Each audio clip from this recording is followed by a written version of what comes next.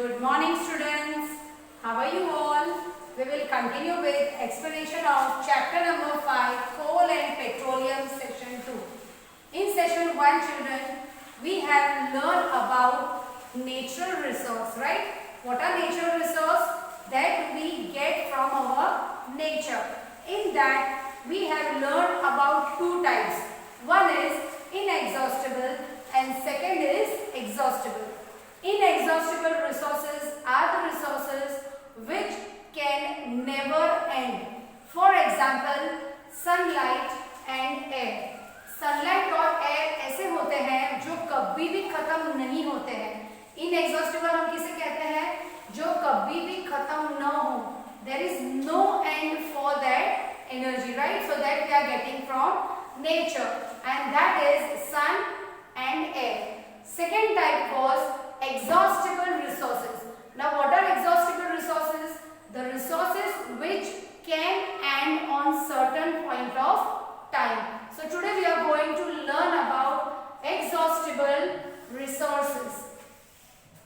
These exhaustible resources are found in nature only. So they are called as exhaustible natural resource. Amount of this resource in nature is limited. यानी ये जो exhaustible resources होते हैं उसकी कुछ limit होती है, यानी वो हमें कुछ सालों या हजारों सालों तक ही मिलेगी, उसके बाद वो नहीं मिल पाती है, right? So we are going to learn about it. Exhausted by human activities. अब ये जो exhaustible resources है वो कौन यूज करता है? By human beings, right? So that is used by human beings. So it is affected by human activities. जो exhaustible resources होते हैं वो human beings से यूज किए जाते हैं, तो ये human activities से उसके यूज के ऊपर हमें पता चलता है कि वो हमें कितने सालों तक मिलेगी, right? Example: forest, wildlife, minerals, coal, petroleum, natural gas. Now all these things are used by human beings, right? Wildlife is a part of it, but wildlife is also found in the forest, but human beings are using the wildlife for their own use. अब forest की बात करते हैं तो forest में जो चीजें मिलती हैं, राइट? वुड मिलता है, honey, then we are getting medicines. So all this things we are only using. We human beings are having brains. हमारे पास सोचने की बहुत अच्छी शक्ति होती है, राइट? तो उससे हम कुछ नई नई चीजें इन्वेंट करते हैं और ये जो नेचुरल रिसोर्सेज है वो हम यूज करते हैं. मिनरल्स की बात कर ले, जैसे कि कोल है. मिनरल्स के अंदर जो आयरन ओर है, एल्यूमिनियम, कॉपर, गोल्ड, सिल्वर, ये सब कौन यूज करता है? एनिमल्स तो यूज नहीं करते हैं, ह्यूमन बीइंग्स ही उसका कंज्यूम करते हैं, right? So sometimes it can happen कि जैसे कि पॉपुलेशन ग्रो हो रही है तो यूज भी बढ़ रहा है, डिमांड भी बढ़ रही है, तो ये सब के ऊपर जब प्रेशर आता है तब इसकी कुछ लिमिट होती है, राइट? क्योंकि इसको बनने में सालों साल लग जाते हैं, हजारों साल भी लग सकते हैं, लेकिन उसे यूज करने में हमें बहुत समय नहीं लगता है. तो ये जो रिसोर्सेज होते हैं कभी तो ऐसा होगा कि ये सब रिसोर्सेज बहुत ही स्केयर हो जाएंगे, यानी बहुत कम हो जाएंगे. कोल है, कोल भी हम फ्यूल की तरह यूज करते हैं, कुकिंग फ्यूल की तरह यूज करते हैं. पेट्रोलियम है, आज आपने देखा होगा बच्चों की पेट्रोल का जो प्राइस है वो 100 तक पहुंच गया है. दिन ब दिन वो महंगा होते जा रहा है. क्यों महंगा होते जा रहा है? बिकॉज ये जो पेट्रोलियम है वो नेचुरल थिंग है. पहले कैसे था कि लोग साइकिल यूज करते थे, चल के पैदल जाते थे, लेकिन आज हमें इधर से इधर जाना है तो भी हम एक्टिवा यूज करते हैं. तो एक्टिवा किससे चलता है? व्हीकल पेट्रोल से चलता है.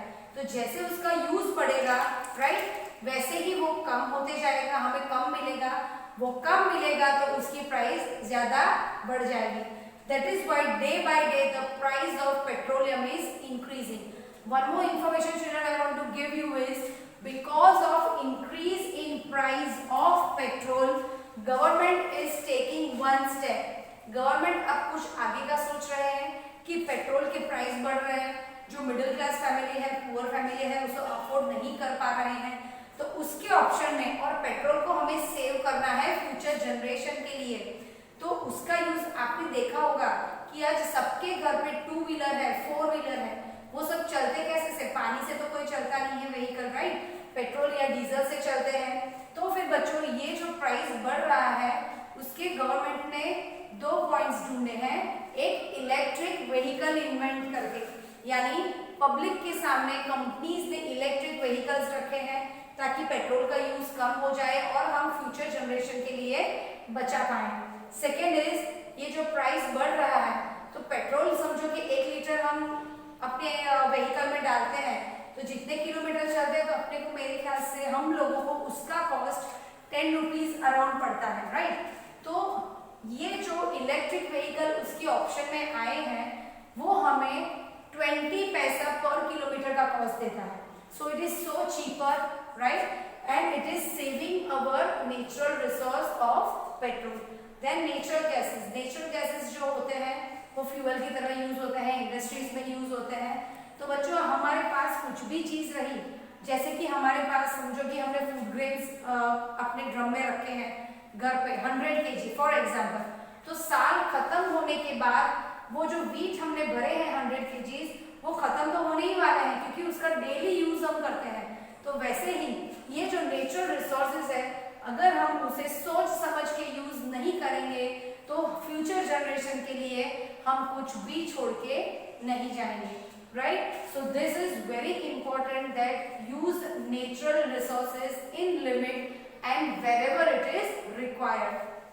अब उसमें से हम एक के बारे में पढ़ेंगे, that is coal. ये जो coal है वो क्या है? So coal is hard stone. coal जो है वो एक hard stone के फॉर्म में होता है। Used to cook food. coal हमें कैसे यूज आता है? क्योंकि पहले के जमाने में क्या था चिल्ड्रन, गैसेस नहीं थे, एलपीजी गैस नहीं थे, तो वो लोग क्या करते थे यूज, खाना बनाने के लिए वुड यूज करते थे और वुड में से वुड के बाद वो लोग क्या यूज करते थे, कोल। आज भी आपने देखा होगा कि कितने सारे जगह पे कोल यूज होता है, विलेजेस में यूज होते हैं। आपने फास्ट फूड वालों सेंटर्स जो रहते हैं फास्ट फूड बनाते हैं जैसे कि डोसा है, सैंडविचेस है, तो वो लोग जो अपने तवे के नीचे गैस लाइन के जगह पे वो लोग क्या यूज करते हैं, कोल यूज करते हैं। क्यों यूज करते हैं? बिकॉज कोल का जो हीट रहता है वो स्लो और इवन रहता है, राइट? ताकि ये जो डोसा जो हम बनाते हैं वो जल न जाए, तो बहुत ही धीमी आंच पे खाना पकते रहता है, right? In railway engines to produce steam, ये जो है वो रेलवे इंजिन्स में यूज किए जाते थे। पहले इलेक्ट्रिक इंजिन्स नहीं थे तो वो लोग क्या करते थे, कोल डालते थे और कोल डाल के उसको फायर अप करके उसके इंजन को ऑन रखते थे, right? Next is in thermal power station to produce electricity, यानी ये जो कोल है उसे थर्मल पावर स्टेशन में भी यूज किया जाता था इलेक्ट्रिसिटी बनाने के लिए। As a fuel in various industries, बहुत सारी इंडस्ट्रीज में ये फ्यूल के तौर में भी यूज किया जाता है। आपने देखा होगा कि कोल एक स्टोन है तो भी ये कितने काम आता है हमारे, राइट? तो अब ये बनता कैसे है उसकी स्टोरी हम देखेंगे, right? So story of coal. 300 million years ago, coal कब इन्वेंट हुआ था? 300 मिलियन, आप सोच भी नहीं सकते हो, राइट? सो इतने सालों पहले से कोल हमारे एग्जिस्टेंस में आया है। अर्थ हैड डेंस फॉरेस्ट, पहले अर्थ में क्या था, डेंस फॉरेस्ट था क्योंकि इतनी सारी पॉपुलेशन नहीं थे, इतनी सारी ह्यूमन लाइफ नहीं थे। आपने देखा होगा स्टोन एज पीरियड, उसमें एप्स लोग थे, right? We were not like the human beings what we are today. तो तभी ह्यूमन बीइंग्स कैसे थे? They were looking like monkeys, okay? They were called as apes. So earth के ऊपर dense forest थे पहले, ह्यूमन लाइफ कम थी, लेकिन आज ऑपोजिट हो गया है, ह्यूमन लाइफ ज्यादा हो गई है और फॉरेस्ट कम हो गया है ड्यू टू फ्लडिंग। यानी फ्लडिंग से क्या होता है चिल्ड्रन, जो सॉइल का टॉप लेयर होता है, यानी डेंस फॉरेस्ट कम होंगे। फॉरेस्ट क्या करते हैं, सॉइल इरोजन को रोकते हैं, यानी जहां जहां फॉरेस्ट होता है वहां जो उसके रूट्स होते हैं वो सॉइल को होल्ड कर पाते हैं, राइट? लेकिन अभी जो सिचुएशन है उसमें फ्लडिंग भी ज्यादा हो रही है। तो फ्लडिंग से क्या होता है कि सॉइल जो रहता है वो top layer of soil flush हो जाता है। Forest got buried under the soil, अभी जब बहुत डेंस फॉरेस्ट थे तो जब ज्यादा फ्लड्स वगैरह होते हैं तब क्या होता है, ट्रीज पर गिर जाते हैं, राइट। जो ट्रीज गिरते हैं उसके ऊपर क्या होता है, सॉइल के लेयर्स आते हैं। जहां भी आपने देखा होगा कि फ्लडिंग में क्या होता है, जो सॉइल रहता है वो ऊपर से वॉश होते होते नीचे प्लेटो तक आता है, फ्रॉम माउंटेन्स टू द प्लेटो। तो ये जो डेंस फॉरेस्ट थे वो फ्लडिंग के रीजन से ये सब फॉरेस्ट की जो ट्रीज वगैरह थे वो सॉइल में बरी हो गए थे, right. Soil deposited over them, यानी उनके ऊपर सॉइल का एक लेयर हो गया था। टेम्परेचर ऑल्सो रोज, ट्रीज कम होंगे तो क्या होगा, हीट बढ़ेगी, राइट। और वो टेम्परेचर बढ़ेगा तो क्या होगा, ये जो सॉइल फॉरेस्ट यानी ट्रीज के ऊपर जो सॉइल के लेयर हो गया है वो बिकॉज ऑफ टेम्परेचर वो बढ़ रहा था, temperature was increasing. High pressure and high temperature, अब हाई प्रेशर और हाई टेम्परेचर की वजह से क्या होता है, जो सॉइल ट्रीज के ऊपर बरी हो गई थी, ट्रीज सॉइल के अंदर बरी हो गए थे, उसके ऊपर सॉइल का लेयर, उसके ऊपर सॉइल का लेयर होते होते हाई टेम्परेचर और प्रेशर से वो उसके अंदर अंदर वो दबते जा रहे थे। Dead plants got slowly converted into coal, यानी कोल हमें कैसे मिलता है, जो इतने सालों यानी 300 मिलियन इयर्स अगो ये जो प्लांट्स वगैरह थे वो सॉइल के अंदर जैसे जैसे वो बरी होते गए उसके ऊपर एक एक लेयर बनता गया, राइट। तो वो जैसे जैसे अंदर गए तो वो डेड प्लांट्स जो थे वो स्लोली कन्वर्टेड इनटू कोल। उसके बाद वो कोल के अंदर धीरे धीरे कन्वर्ट होने शुरू हो गए। Slow process of conversion of dead vegetables into coal is called carbonisation.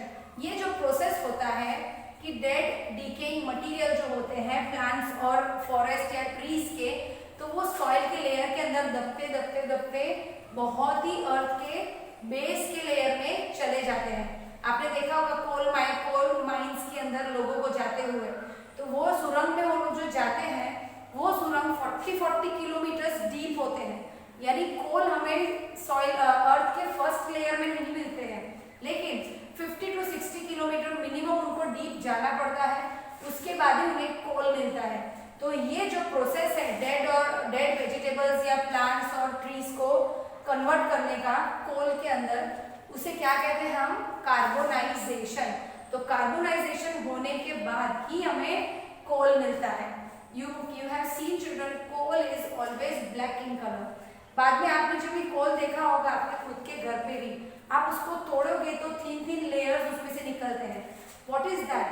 That is this dead and decaying material which is getting buried in different layer of soil, यानी उसके ऊपर जो अलग अलग सॉइल की परत चढ़ती जा रही थी वैसे ही वो सॉइल के अंदर बरी होके वो स्टिफ होते जाते थे। Okay, and that is called as coal and the process is called as carbonisation. तो बच्चों ये क्लियर होगा आपके लिए कि स्टोरी ऑफ कोल क्या है, वो कैसे बने थे और आज हम कैसे यूज कर रहे हैं। अभी जब इतने सालों के बाद आपको अब वो कोल मिल रहा है तो आप सोच सकते हो कि आज हम लोग उसका यूज रिड्यूस नहीं करेंगे, लिमिटेड नहीं रखेंगे तो क्या होगा, फ्यूचर जनरेशन को कोल क्या है वो पता ही नहीं होगा, right children. So you are the upcoming generation of the society, so please see to it that you take all this point in your mind and give importance to natural resources. Thank you and have a nice day children.